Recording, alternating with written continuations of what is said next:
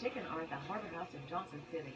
Broiled or fried fish, sampler platters, salad bar, and homemade desserts. The Harbor House is famous for their popcorn shrimp, and on the weekends come and enjoy 30 butterfly shrimp for only $18.99. Harbor House uses the freshest high-quality ingredients. For the best seafood, go to the Harbor House, located on 2510 North Rome Street in Johnson City, and the hours are Sunday through Thursday, 11 to 8, Friday and Saturday, 11 to 9. So how was class? Awesome! Yeah? We started learning a new kata that has a spinning back kick in it. If you thought martial arts training was just for adults, consider this. First, it'll get your kids off the couch, and the cardio benefits alone are worth it. They'll also build muscle, increase flexibility, coordination, balance, not to mention focus and discipline. Jump into health and fitness at Mullins Shaolin Kung Fu and Tai Chi, 525 West Oakland Avenue, upper level. Look and feel great now. Call 930-4663.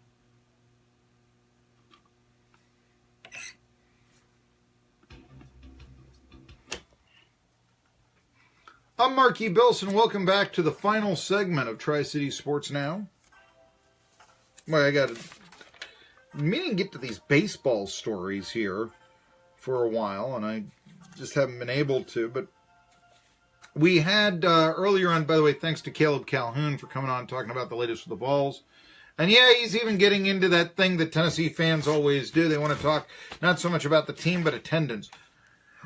I'll bet Tennessee has more fans in Charlotte than West Virginia does. Yeah, that'll really help you with the rankings. I still, like I said, I think the least thing that, I think that Will Grier, he's going to worry about what defense the Vols will play, when they're going to blitz. I don't think he's going to be worried about, yell, you're going to miss, blah. I don't think that's really going to be on it. If you can't handle that, then, you might be an NBA player. And going off into the locker room to chase after your opponent. There was actually another. Did somebody see that? There was another fight in the NBA last night, and I actually just sort of tune them out. I mean, it's just sort of like saying, oh yeah, two goons in a hockey game drop the gloves. That's what it's gotten to be now. I honestly, and it's been that way for so long. Oh wow. NBA player, they were throwing, what a surprise. What else happened? There were 3-point shots, somebody foul out. I mean, it's gotten to that point, which is bad for the NBA. But despite the negative Q rating of the NBA, nobody seems to want to talk about that.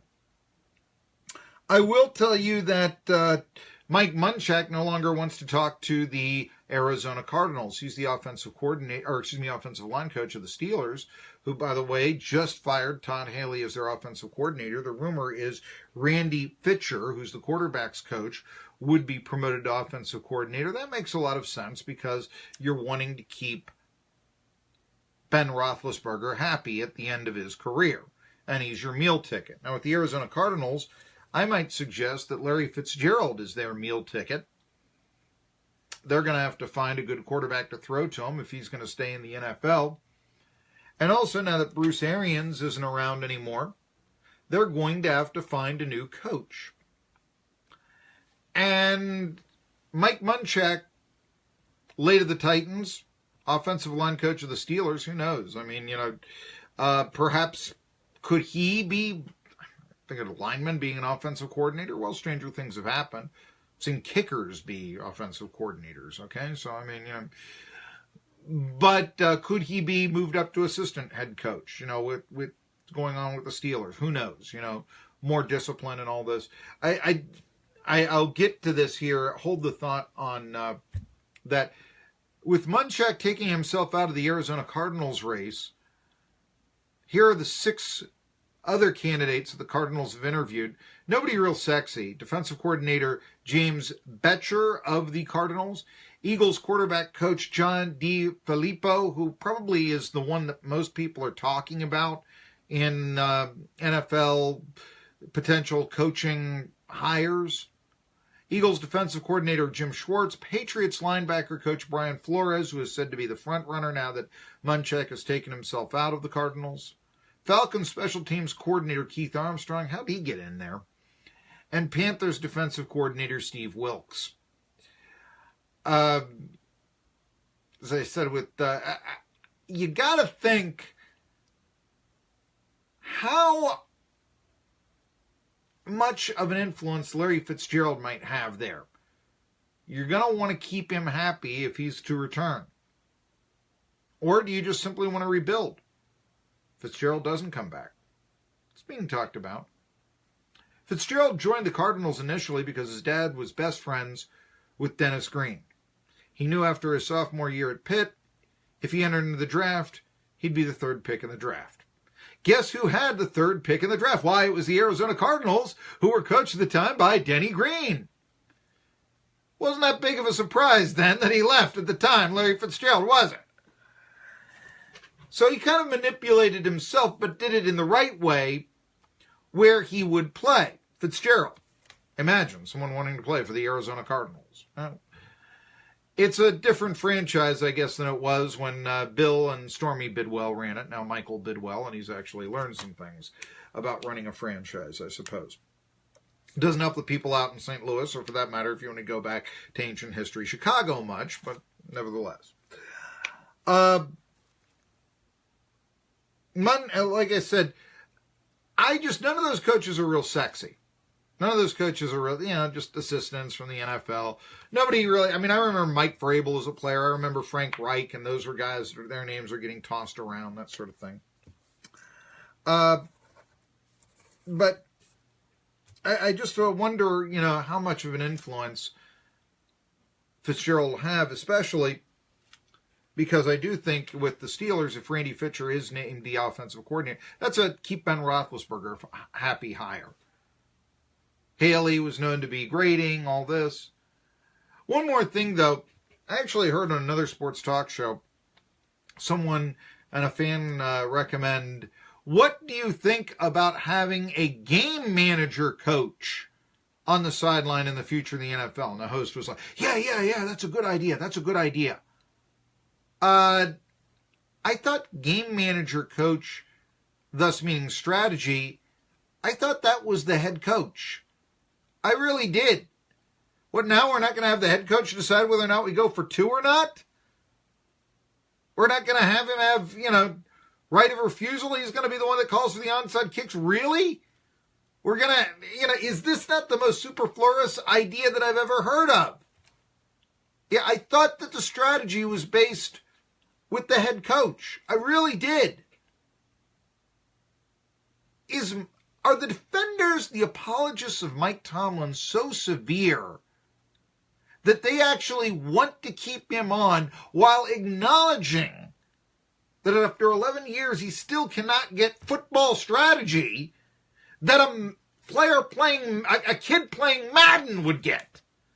And so we want to actually hire someone else to do that job. Is he that much of an incompetent? I think he is. Yet they're getting rid of Todd Haley, who put 42 points on the board. Ben Roethlisberger doesn't like him. The inmates control the asylum in Pittsburgh. And that's why the Patriots and Jaguars are playing for the Super Bowl. And the Steelers probably won't next year either, the way things look right now, despite the fact they have the best roster in the NFL. All right. Wanted to say that. There's even sadder news in football. This one really breaks your heart. Washington State, their quarterback committed suicide. Here's the report from Dave Packer. Washington State quarterback Tyler Hilinski was found dead Tuesday in Pullman, Washington from an apparent self-inflicted gunshot wound. A rifle and suicide note were found next to him, according to police, who showed up on a welfare check after Hilinski missed a practice. The Claremont, California native started the team's bowl game against Michigan State and was expected to take over the starting role next year. Washington State head coach Mike Leach released a statement saying Hilinski was an incredible young man and everyone who had the privilege of knowing him was better for it. He was just 21. Dave Packer, ABC Sports.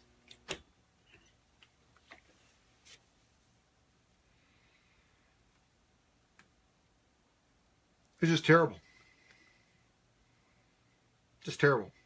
Hearts go out to prayers, that sort of thing, to the teammates of Hilinski on Washington State. Certainly to his family as well. Just awful. What else can I say? I don't know. I mean, I try to lighten up the atmosphere now after that. I mean, nothing brings it down like the suicide of a 21-year-old man. How about this? The stupidity of a 22-year-old man. Philadelphia Eagles fans are unique. Let's put it that we'll try to establish the positive there. Philadelphia Eagles fans have also been known to be rowdy. So rowdy, they once had to put up a makeshift court up in their stadium to try the fans that were breaking the law while watching the game. One such fan now, I guess maybe not watching the game, is a 22-year-old Philadelphia Eagles fan named Taylor Hendricks. Taylor Hendricks, okay? This is what, now, Philly fans, they'll vomit on each other, my goodness, Famous story, which I actually wrote about in my book about booing Santa Claus. Eagles fans have been known to do that. This one is... All right, Saturday... watches the game, he's arrested, is Taylor Hendricks. What is it? Public drunkenness? Had a few too many Schmitz? They still make that in Philly? I guess they don't, so I don't know if they sell that if it's even sold anymore and all this. But he's had too many beers. No, that's not what he did. Maybe he did have too many beers, but that's not what he was, Was he, did he hit somebody? Well, actually, yeah, he did. He hit a horse. You heard me. A horse. I should have had the Mr. Ed theme up, shouldn't I have? I really, I am remiss here, am I not? Taylor Hendricks was ejected from the Eagles-Falcons playoff game for hitting a horse. Are you ready for this? All right, let's see what we have here. I've got the theme now. Hello, I'm Mr. Ed. Nice to meet you.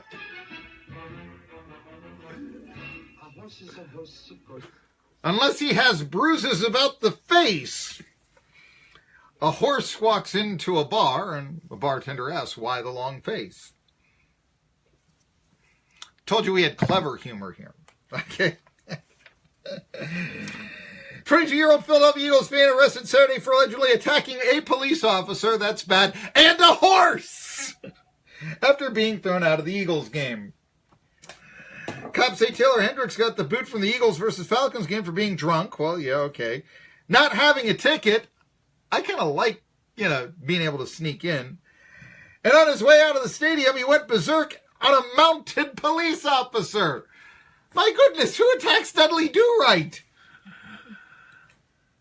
Hendricks allegedly punched the police horse in the face repeatedly, then attacked the human officer. He was eventually arrested for aggravated assault, illegally taunting a police horse. What are you in for? Illegally taunting a police horse. I don't know how the other guys in the drunk tank would take that. I really don't.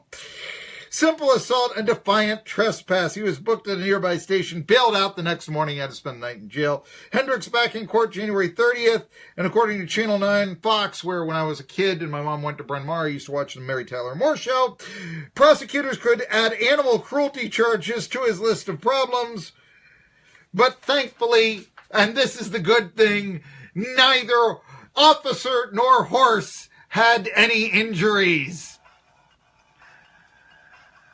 Colin Coward's next. See you tomorrow. WBMB Irwin, 14